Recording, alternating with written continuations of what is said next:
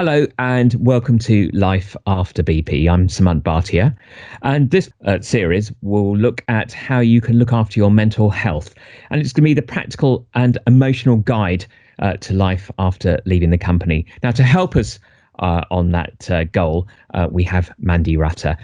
Mandy is a psychologist at BP. Many of you would have heard her name mentioned and even heard some of her podcasts that she's done at BP. Mandy, very nice to hear you again. And we're going to just make sure people have, I suppose, their mental health is in good shape as they leave BP. And it's that next phase of people's lives. It's their next role in life. And I guess looking after your mental health as you prepare for that next stage in your life.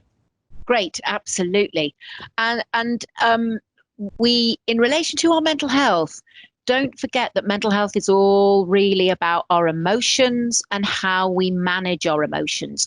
So what I'd really love to do is to talk quite a bit about the huge emotional roller coaster that leaving our job, leaving BP, does to us, whether we've chosen to leave or whether we have been asked to leave. We're on such an emotional roller coaster, and I'm going to talk about that. And I'm also going to talk about some practical things that we can do to help ourselves at this time. But there's something very personal, isn't there, Samant, between you and I? We've both been through this, haven't we? We have both been through this. We have both been made redundant at different times. We have both been contractors at different times. So it's actually really interesting that we will bring some of our personal experiences and our insight. But let's start. So the very initially, our work provides nearly all of us with more than just employment. It provides us with more than finances. It provides us with more than just a structure of the day. It provides us with more than just a title of who we are. Our work, for many, many of us, provides us with an identity. It provides us with incredibly meaningful relationships where we've learned so much from. And therefore, when we do lose our job through redundancy, through whatever means, it's actually often a shock. It's a shock which reverberates through our whole body. We feel that when we're given the news. We feel that in our soul. We feel that in our tummy. We feel that in our brain. We then are often in a state, how the body and the brain manages that shock sometimes is denial. And we sort of, like our brain, denial is actually quite useful, actually, Samant, because denial gives our brain time to accept the big change that is happening to us. Our brain can't accept the enormity of the change all at once. And therefore, denial helps us take it in bit by bit. And I can tell you that when I was made redundant, I had to make a team redundant. And then the HR team gave me my envelope. And I really said to them, no, you've made a mistake. You've made a mistake. It's not me. And it's like, yes, it is you. And I remember having that moment of huge denial, thinking, no, it's not me. But then really walking around London at that point and being in such a state of loss and such a state of sort of like, oh my goodness, I don't know who I am anymore. I don't know what the future holds. I don't know where I'm going. I just feel like I've lost everything. So we feel this incredible sense of that we're all the rocks on the ground that we're walking on are just disappearing, and we're falling through those rocks.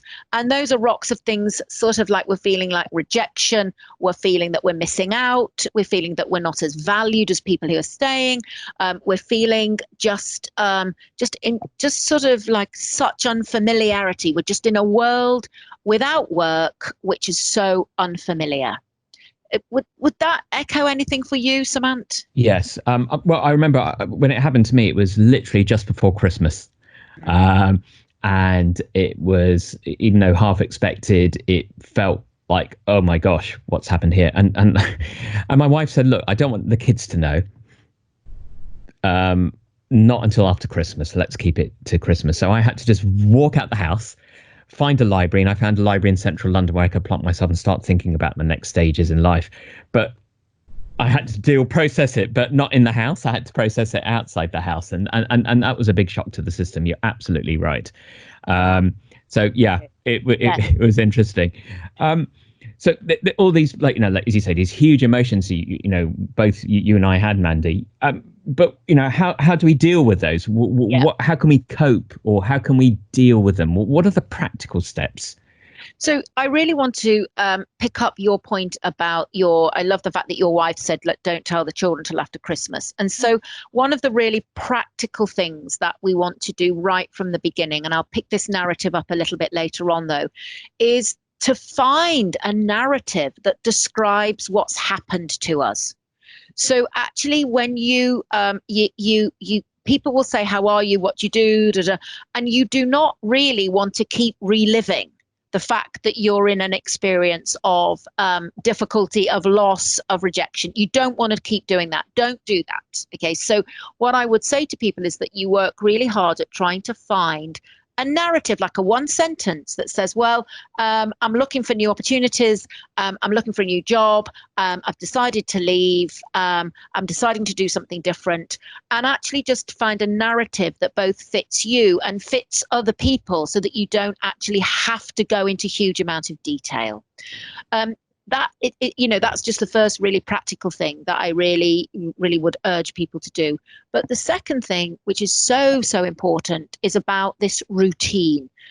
Our mental health. Remember me telling you that we've got this huge enormity of, stress really, but what it is, it's anxiety, it's worry, it's unfamiliarity. Right. So let's do lots of stuff we can control. So the things we can control are our routine. We can control what time we get up in the morning. We can control how much we eat. We can control how much we exercise. We can then diary in various things throughout the day, which are so important to do. So you need to diary in, times to get your CV and all of your transferable skills up to date. You need time in your routine to reach out to recruitment agencies. You need time in your routine to go to your outplacement. So if you actually initially, I remember thinking, God, I've got all the time in the world. How am I going to use it? And then when you start planning your day to include eating, cooking, exercise, recruitment agencies, CV, keeping in touch with other people, managing family situations, doing your own bills, actually the time is then chunked up in a way which is really manageable and really controllable. Would you say that was helpful for you? Absolutely. I mean, when I was in the library, I was doing a lot of thinking about what the next stages are. And then once we told the kids, we actually went on a holiday. But for the first few hours on that holiday, each day, I would sit down and think about things like plan the next stages. What did I really want to do next? And that was very, very, very cathartic and helpful to just sit with a blank piece of paper. It helped, Mandy, that like my kids and particularly my wife were very much behind me, and they gave me that space to at least think. But that routine was very, very helpful, whether it be in that library initially, and then just being on holiday to give some thought on what I wanted to do next. And to be honest, that gave me real energy to tackle the next stage. And touch wood, things came through really nicely. And I ended up eventually at BP. Fantastic. Just my final point to everyone. I'm really interested to hear that. My final point to I guess is that you reminded me about anxiety just for a second and the blank page. And my experience was a little bit different in relation to the blank page. Was incredibly frightening for me. So it lifted the sort of anxiety. And remember, everyone, anxiety is really a lot of unfocused energy. And so therefore, that's why you need to do quite a bit of exercise, and you need to do that sort of activity to just focus that unfocused and difficult energy that you get on the blank piece of paper. And that's where your professional resources are so, so important. So I would urge you, please, to reach out to the great range of professional resources you've got available. You've got the EAP for the next 3 months. Please, if you've never used that before, go and look at the telephone number, get the details. The coaching there and the psychological support is invaluable for you and your families. Secondly, the Headspace app please learn to relax and to actually do that, lots of that good deep breathing to help yourself keep calm at this time. Headspace is available to us, plus the outplacement services that we've just talked about, which are so important. I would urge everyone in these times of unfamiliarity to look to the professional resources.